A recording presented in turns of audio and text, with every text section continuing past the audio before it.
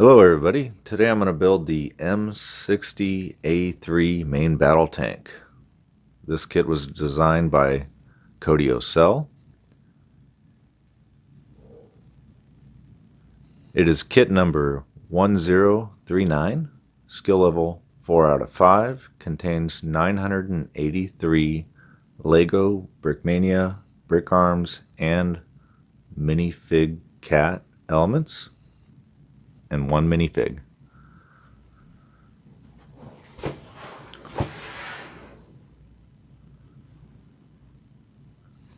Here's the back of the box. Pretty cool action shot there. Pause it if you'd like to read the bottom of the box.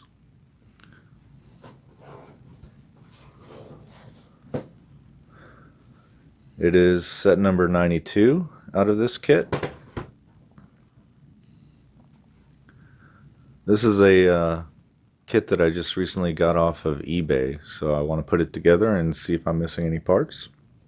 Hopefully I'm not, and I'll go ahead and separate the parts and start the speed build.